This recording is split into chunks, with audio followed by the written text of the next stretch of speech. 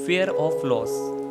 जब हम छोटे बच्चे होते हैं तब से हमको एक चीज़ सिखाई जाती है कि अगर ये नहीं हुआ तो क्या होगा, एग्ज़ाम में अच्छे मार्क्स नहीं आए तो क्या होगा, फेल हो गए तो क्या होगा, अच्छी डिग्री नहीं मिली तो क्या होगा, जॉब नहीं मिली फिर क्या होगा। मतलब खोने का डर हमें इतना दिखाया जाता है कि हम से लोगों को कंपेयर करा जाता है कि वो देखो शर्मा जी का लड़का तो बहुत आगे निकल गया, आज उसकी जॉब लग गई, आज उसने 20,000 कमा लिए। सो क्यों हमको कंपेयर करा जाता है। आज बात करने वाले हैं हम टॉपिक पे जो कि है फेयर ऑफ लॉस, खोने का डर। क्यों हमें हमेशा खोने का डर दिखाया जाता है।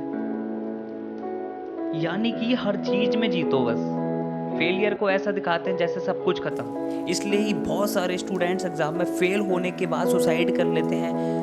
इसी तरह से कुछ किसान की जब खेती बर्बाद हो जाती है तो वो लोग विवश होके सुसाइड कर लेते हैं।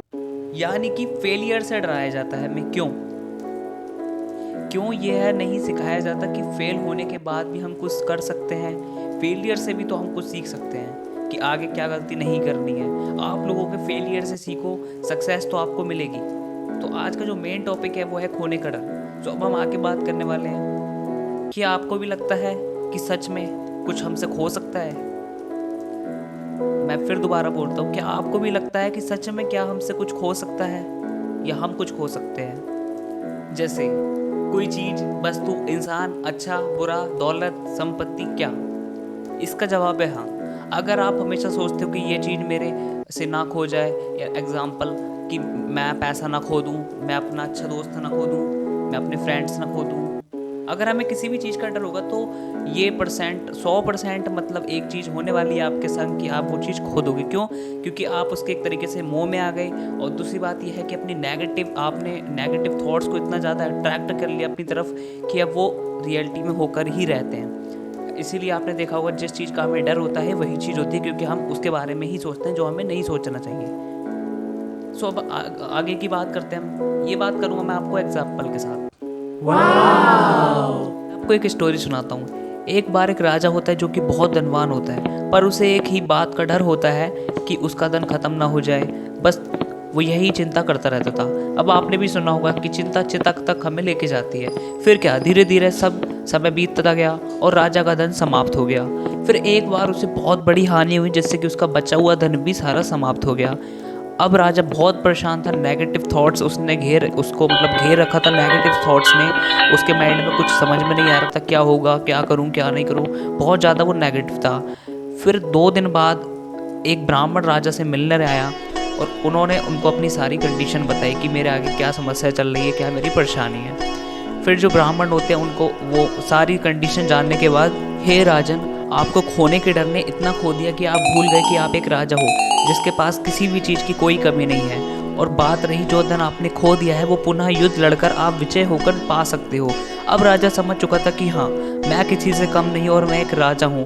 वो एक तरीके से इतना नेगेटिव हो गया था कि वो भूल गया था कि वो एक राजा है। अब जैसे ही उसको ये बात याद आती है वो समझ चुकता है कि हाँ, मैं एक राजा हूँ। फिर उसको समझ में आया कि हाँ, मुझे मेरे ही कंफर्ट जोन ने इतना घेर लिया कि मैं कुछ नहीं समझ पा रहा था। वो राजा कोई और नहीं, आप ही हो, जो आपके मन में जैसा राज्य। यानी कि वो राजा कोई और नहीं, आप ही हो, जो अपने मन में जैसे, अपने मन जैसे राज्य में धन जैसी चंचल चीज़ों के खोने के डर से कोई काम नहीं कर पाता है और खुद के बेस्ट वर्जन को बाहर नहीं ला पाता है। अब हमें एक बात बहुत अच्छे से समझनी होगी। मैं आपसे फिर कहता हूँ कि अब हमें एक बात बहुत अच्छे से समझनी होगी कि इस दुनिया में सब कुछ आता जाता रहता है, यानी कि सब कुछ टेम्परेरी है। सुख दुख, धन मन, वस्तु, व्यक्ति, लाभ हानि, वो आपका है, वो खुद आप हो, जो शुरू से लेकर आखिर तक आपके साथ ही रहने वाला है। और सबसे बड़े धन आप खुद में हो।